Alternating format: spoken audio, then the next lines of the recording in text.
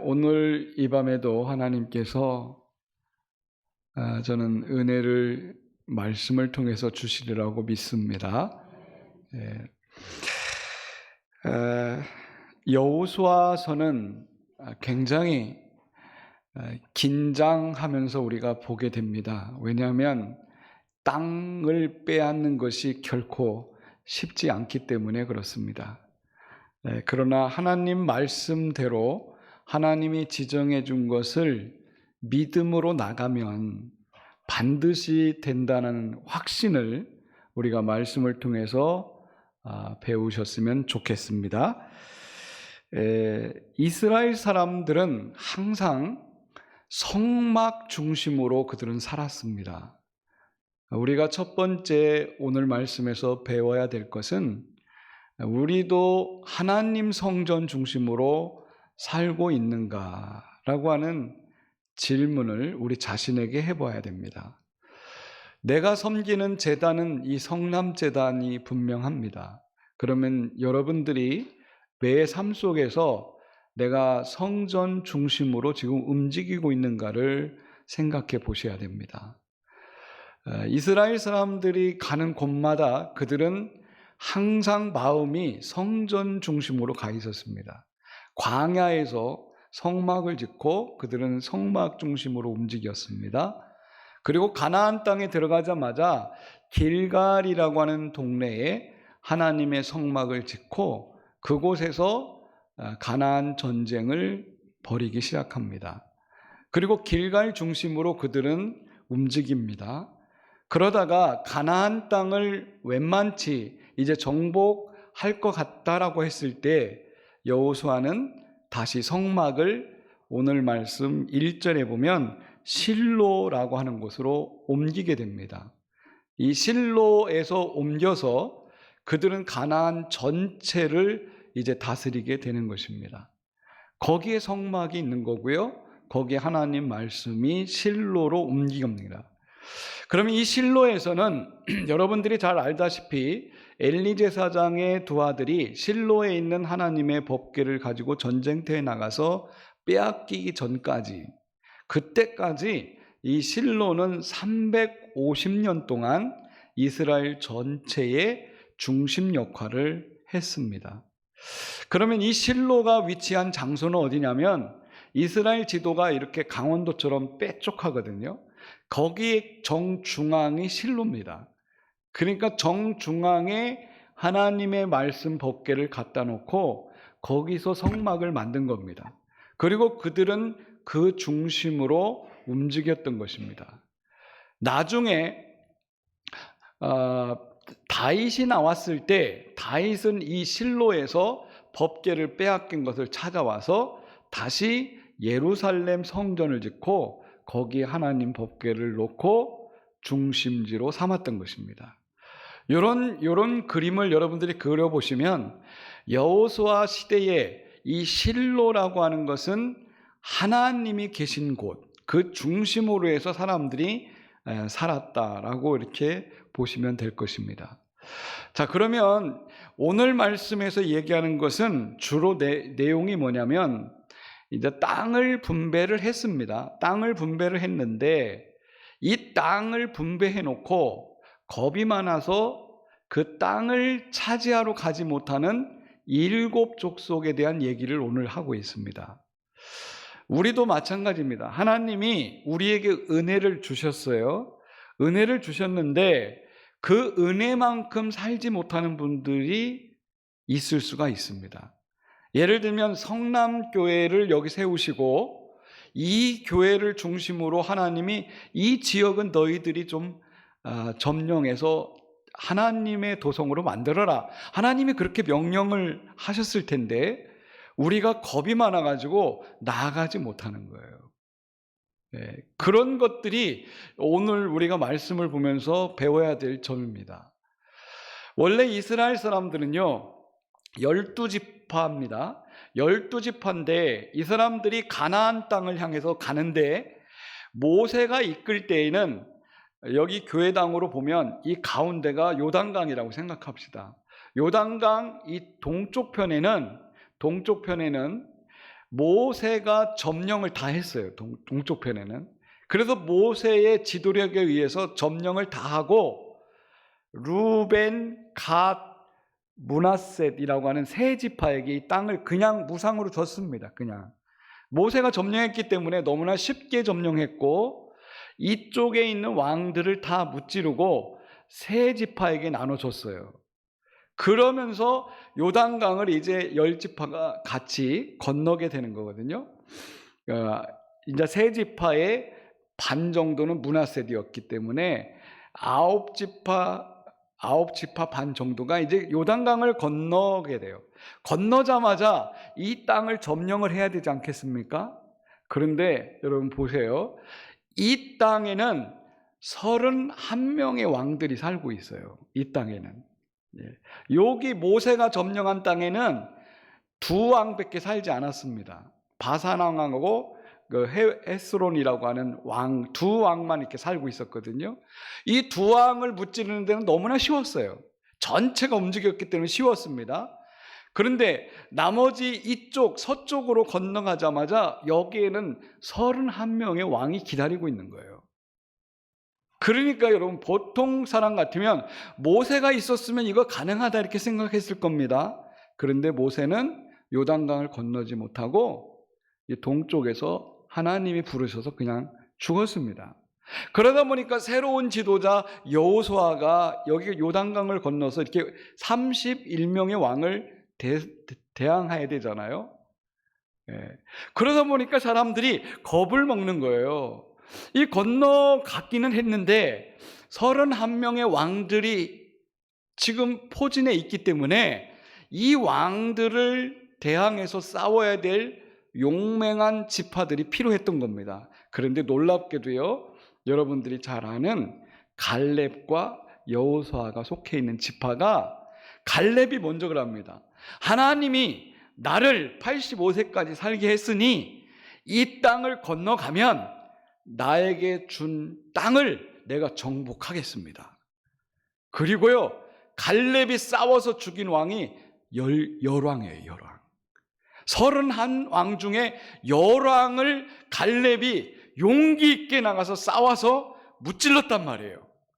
그리고 요셉 지파의 에브라임 지파가 누가 속해 있냐면 여호수아가 속해 있는 지파예요. 요셉 지파도 두 지파가 합심해가지고 형과 동생이 7지파를 무찔렀어요. 그러면 몇 개를 무찔른 거죠? 17개를 무찔렀어요. 31개에서 이제 14개밖에 남지 않았습니다. 그렇죠?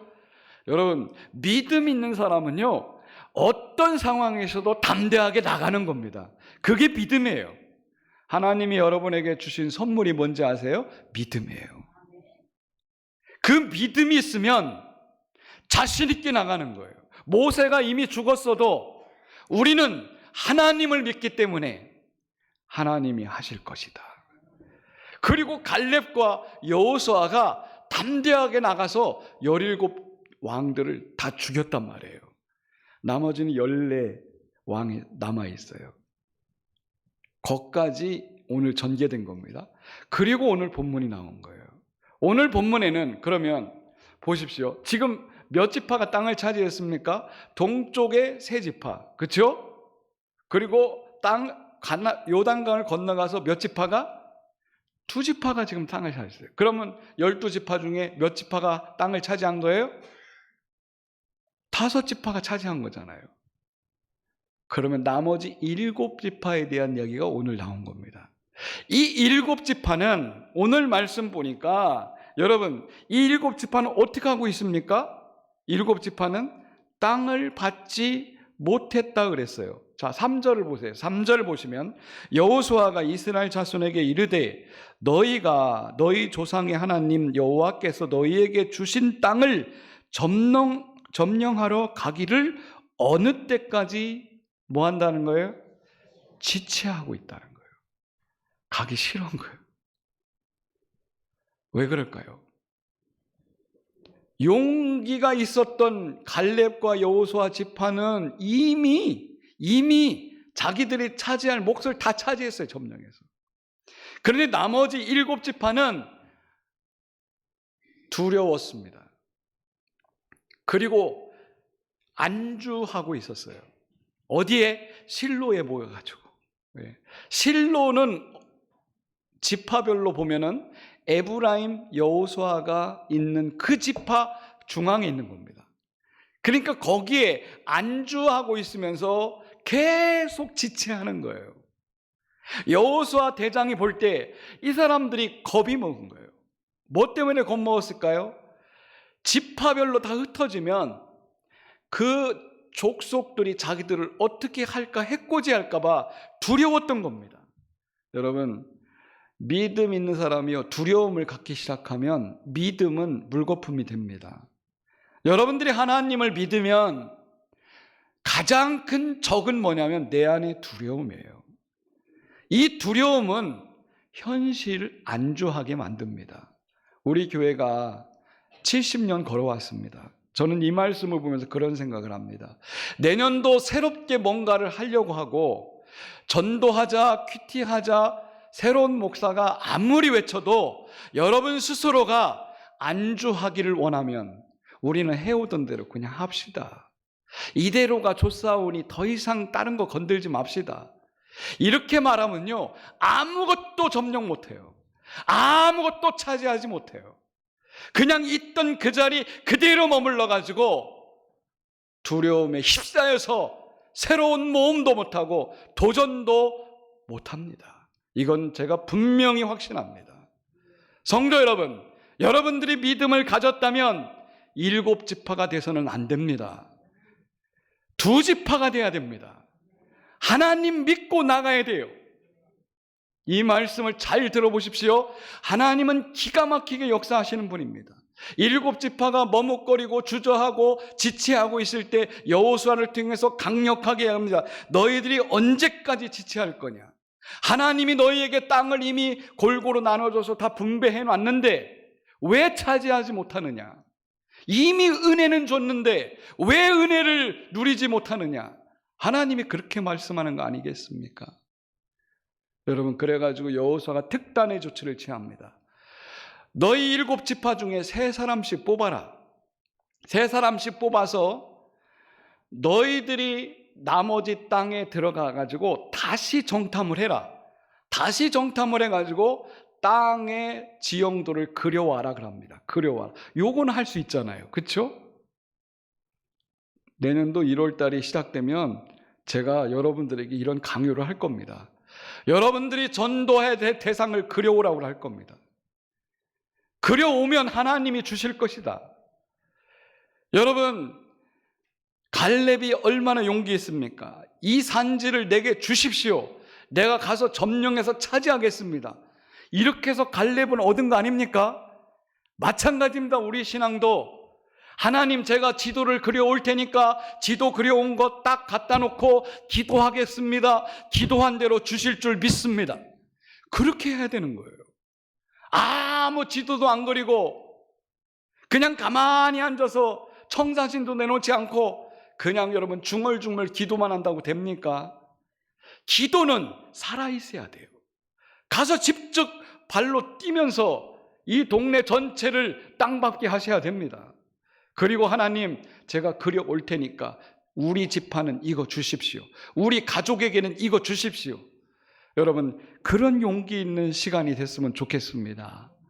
7지파가 땅을 그려왔어요. 21명이 다시 정탐을 합니다. 여러분, 오늘 이 말씀을 들으면서 이 얘기 처음 들은 분도 있을지 모르겠어요. 정탐꾼은 여러 번 보냈습니다. 이 본문에서는 21명의 7지파에 3명씩 짝을 져서 너희들이 가야 될 곳을 그려오라는 겁니다. 그려오라는 거예요. 그려오고 하나님의 성막 앞에서 오늘 말씀 여러분 10절 보니까 한 번 더 읽어봅시다. 여호수아가 그들을 위하여 실로의 여호와 앞에서 제비를 뽑고 그가 거기서 이스라엘 자손의 분파대로 그 땅을 분배하였더라. 어디서요? 하나님의 성막 앞에서.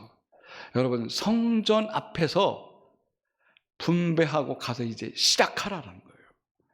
우리 교회도 마찬가지입니다.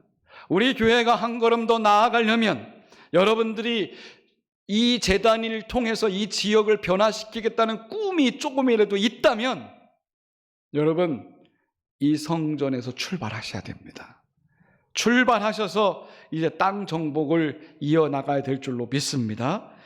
자, 이렇게 지금 7지파가 이제 땅 지도를 그려놓고 분배를 받았습니다. 그리고 나아가라고 하는 겁니다.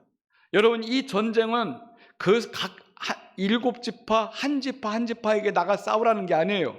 나머지 지파가 같이 힘을 합치겠다는 겁니다. 그러니까 겁먹지 말고 나가라는 거예요. 여러분 혼자 하는 게 아닙니다. 교회 공동체는 절대적으로 하나님이 짝을 붙여주십니다. 내가 기도하면 그걸 함께 이루어가는 짝이 필요해요. 네. 오늘도 성도를 돌보고 신방한 성도들이 계실 텐데 누구하고 같이 가겠습니다. 저한테 보고하고 하더라고요. 제가 고마웠어요. 혼자 가면 좀 그렇기 때문에 같이 가면서 함께 협력하는 것은 아름다운 거예요. 우리가 이렇게 시작하면 됩니다. 짝을 만드세요. 오늘 보니까 여호수아는 한 지파에 3명씩 짝을 이루어서 움직이라고 그랬습니다. 이런 것들이 우리에게 말씀 증거하고 전도하는 일에 힌트가 될 줄로 믿습니다. 여러분 내년도에는 우리가 성도들끼리 서로 협력해서 하나님이 원하시는 뜻을 이루어 가시기를 바랍니다. 자, 그러면 저는 오늘 말씀에서 여러분들과 꼭 나누고 싶은 말씀이 있습니다. 이게 뭐냐면 우리가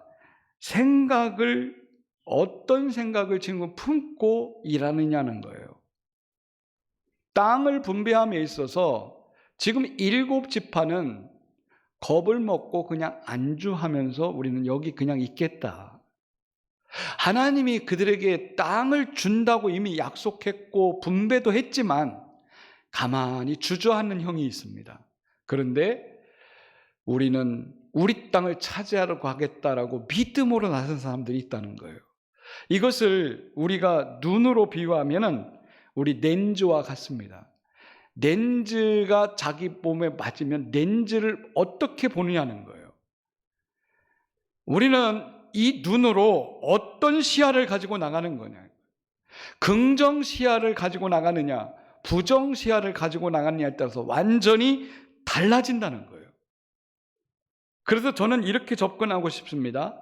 12지파의 2지파는 뭐든지 긍정이었어요. 그런데 10지파는 뭐든지 부정이었습니다. 이 차이가 지파의 우수성을 나타냅니다. 이걸 다른 말로 하면요, 유전자의 영향이 크다라는 겁니다. 여러분들은 어떤 유전자를 갖고 있습니까? 보십시오. 갈렙과 여호수아는 긍정 유전자를 갖고 있었어요. 그러니까 그 후세들도요 똑같이 닮았어요. 그런데 10지파 사람들의 유전자는 부정 유전자를 갖고 있었어요. 그러니까 그 후손들조차도 지금 벌벌 떨고 있는 거 아닙니까?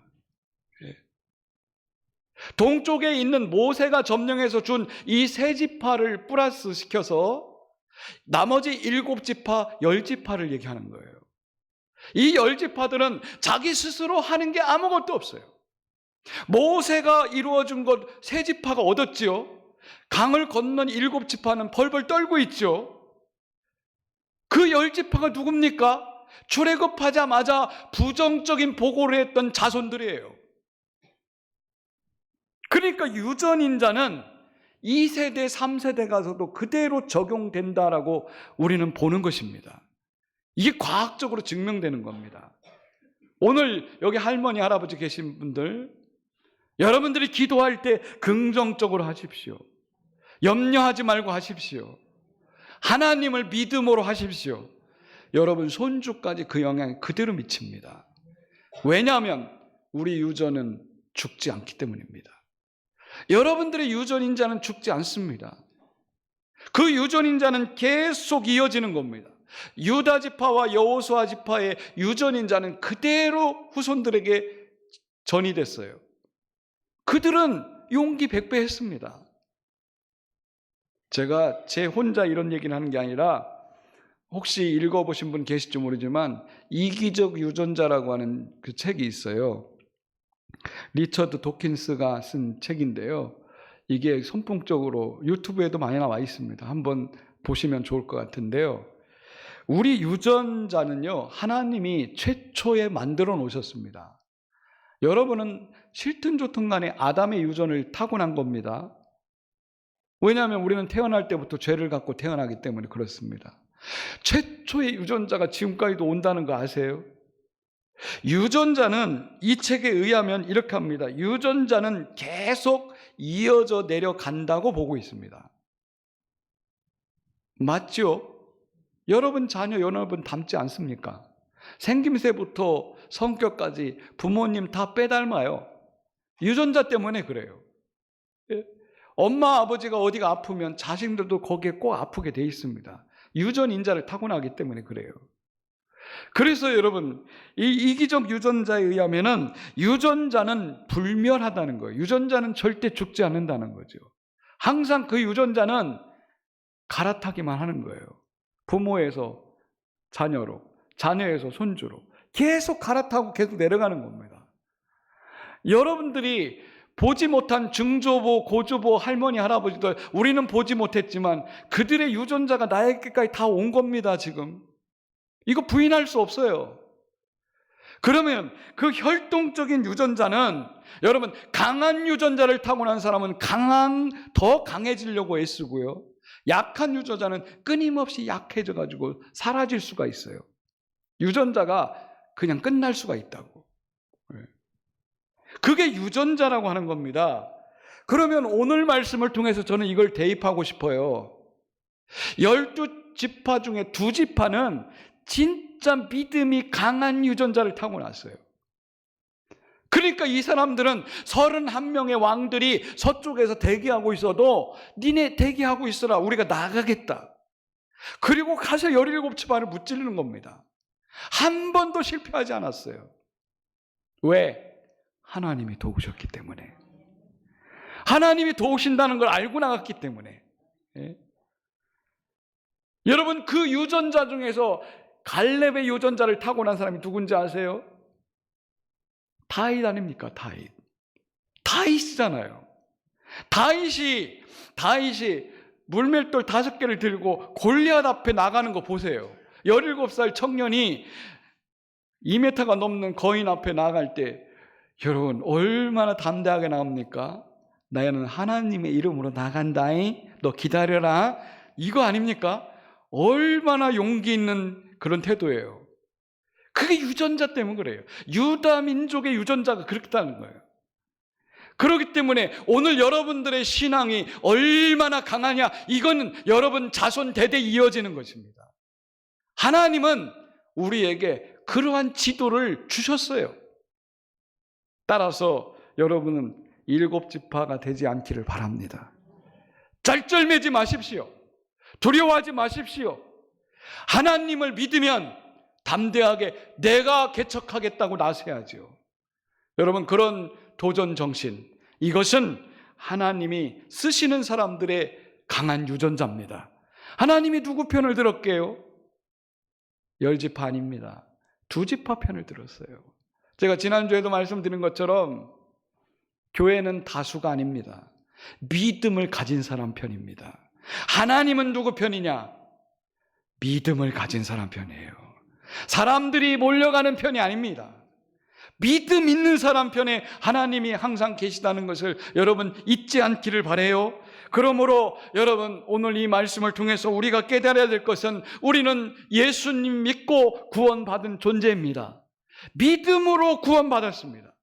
믿음이 뭡니까? 믿음은 긍정 에너지예요. 믿음이 있다면 긍정 에너지가 막 나오는 겁니다. 우리가 예수 믿고 믿음으로 지금 살고 있습니다. 예수님께서 나의 죄를 용서하시고 내가 새롭게 되었다고 확신한다면 여러분 긍정 모드로 전환하십시오. 몸을 탓하지 마세요. 시간을 탓하지 말고 우리 가정의 형편과 재정을 탓하지 마세요. 그건 나에게 주어진 건데 하나님은 위대하십니다. 하나님이 하신다고 믿으면 내 것이 뭐가 필요 있겠습니까? 내 것이 아니라 하나님의 주시는 믿음으로 나아가시기를 바랍니다. 오늘 말씀 요약하겠습니다. 이스라엘 백성은 분명히 성막 중심으로 살았기 때문에 가나안까지 들어갔습니다.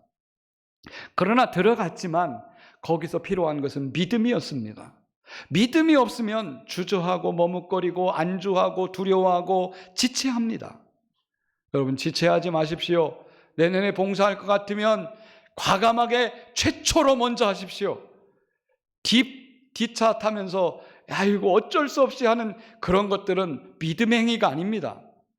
그거는 다 재보고 계산하고 하는 거예요. 오늘 7지파는 그랬습니다. 그러나 여러분, 믿음을 가졌던 2지파는 상당한 실력 행사를 하나님의 이름으로 했습니다. 오늘 여러분도 2지파를 닮아가시기를 축복합니다. 기도하겠습니다. 하나님, 우리에게 주신 은혜가 너무나 큽니다. 그런데 우리는 머뭇거리고 주저하고 내 몫까지도 차지하지 못하며 겁 많은 사람으로 살고 있지 않은지 하나님, 이 시간 다시 한번 생각하게 하시니 감사합니다. 무엇이든지 믿음으로 나아가는 강한 유전인자를 발휘할 수 있도록 은혜를 베풀어 주시옵소서. 하나님, 오늘 말씀처럼 담대한 믿음의 소유자로 하나님이 쓰시는 종들이 되게 하여 주시옵소서. 예수님의 이름으로 기도드립니다. 아멘.